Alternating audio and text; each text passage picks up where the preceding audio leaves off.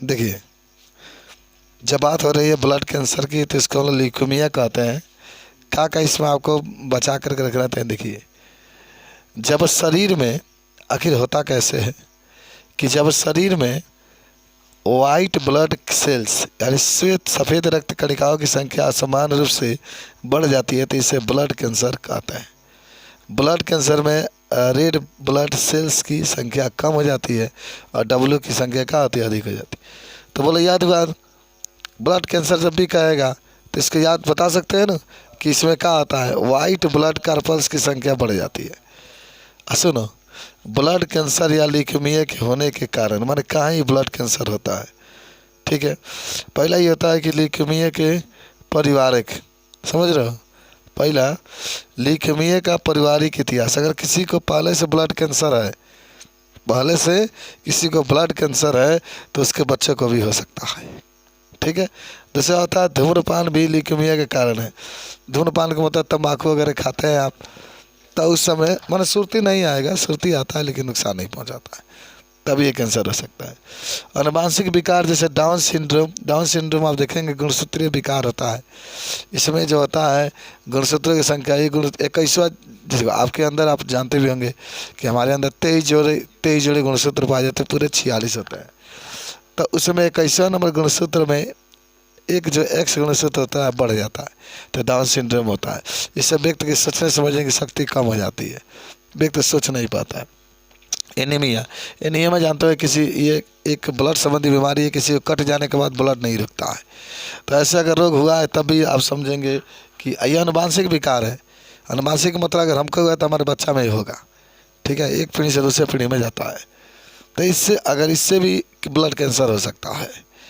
विकिरण के उच्च स्तर के संपर्क में आने पर, विकिरण का मतलब होता है जैसे आप पढ़े होंगे, मैंने पढ़ाया था आपका कि सूर्य से पराबैंगनी किरणें निकलती है, उसके डायरेक्टली संपर्क में आप आते हैं तो आपके त्वचा संबंधी कैंसर हो सकता है, माना आपके त्वचा संबंधी कैंसर हो सकता है।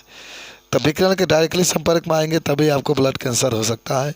और बेंजीन, देखिए आप जाएंगे कंपनी में काम करने के लिए ना, जैसे डॉक्टर अगर बन जाते हैं आप या तमाम प्रकार के केमिकल का यूज करके लोग वेल्डिंग वगैरह करते हैं सब, तो उसमें देखो बहुत नुकसान पहुंचाता है। भले आप ये कार्य करते हैं बिल्डिंग के काम करके पैसा कमाते हैं, लेकिन इतने रसायन इसमें से निकलते हैं शरीर को बहुत हानि पहुंचाते हैं।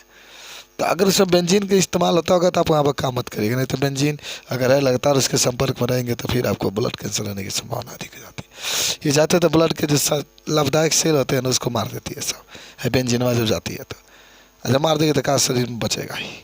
तो इस तरीके से आपका क्या होता है बता सकते हैं, बता देंगे। आप एक हेडिंग बना लीजिएगा कि ब्लड कैंसर होता है तो इसके हिसाब से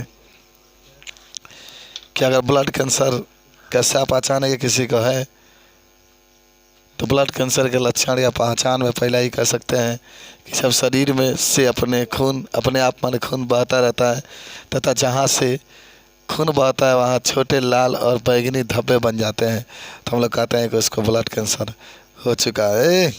बाय बाय बाय पड़ेगा। जब बार बार शरीर संक्रमित होता है तो शरीर को बहुत हानि पहुंचता है। इससे भी यह सिद्ध होता है कि उसे ब्लड कैंसर हो सकता है। अच्छा, हमारा शरीर संक्रमित होता है ना, इसका मतलब ये हुआ कि हमारे अंदर WBC की लगातार कार्य क्षमता घट रही है, समझ रहे ना, उसकी माने ना कि संख्या बढ़ रही है लेकिन कार्य क्षमता उसके अंदर की जो लाभदायक कोशिकाएं नष्ट होकर उसकी कार्य क्षमता कम हो रही है। तो इससे भी व्यक्ति को ब्लड कैंसर हो सकता है। जब शरीर में खून की कमी हो जाती है तब भी हो सकता है, लगातार खून निकल रहा है तभी नुकसान होगा। हड्डियों जोड़ों में दर्द अगर लगातार उत्पन्न होता है तभी आप कह सकते हैं कि हाँ हम इसको कह सकते हैं कि इसको भी ब्लड कैंसर हो सकता है। तो जब भी ब्लड कैंसर की बात करेगा तो सिंपल ही बात है, क्या क्या इसके लक्षण होते हैं इसको आप पहचान सकते हैं। अब तो इसके उपचार दिख रही जल्दी से आओ, देखो आगे लास्ट देख लो। ब्लड कैंसर के उपचार में देखो एक कीमोथेरेपी होता है। तो कीमोथेरेपी में जानते हो क्या होता है, जो कोशिकाएं होती है ना, कैंसर की कोशिकाएं होती है, उसको ऊपर अटैक किया जाता है, मानो उसके ऊपर अन्य जैसे गामा, इस कीमोथेरेपी का मतलब होता है तुम अल्फा बीटा गामा पढ़े ना, तो गामा किरणें डाला जाता है तो कैंसर की कोशिकाओं को नष्ट कर देती है, तब एक आपके क्या होता है सही हो जाता है। देखो अधिकतर इस विधि के द्वारा हानिकारक कैंसर की कोशिकाओं को नष्ट कर दिया जाता है, लाभदायक माने अटैक करके। लक्षित चिकित्सा में क्या होता है, इसमें डॉक्टर कैंसर के उपचार के लिए दवाइयों का उपयोग करते हैं लक्षित में, माने लक्ष्य को देख लेते हैं आखिर कौन सा दवाई देंगे कि ख़त्म हो जाएगा। इंटरफेरॉन चिकित्सा में इंटरफेरॉन एक हार्मोन्स है जो हानिकारक सूक्ष्म जीवों को रखता है। जैसे अगर हैजा कैंसर हो गई बा है ना, सुनो, अगर शरीर में कहीं कैंसर, मान लो यहाँ मुंह में रहे, यहाँ पर कैंसर हो गया, तो जो इंटरफेरॉन होता है यहाँ पर बन जाएगा एक परत।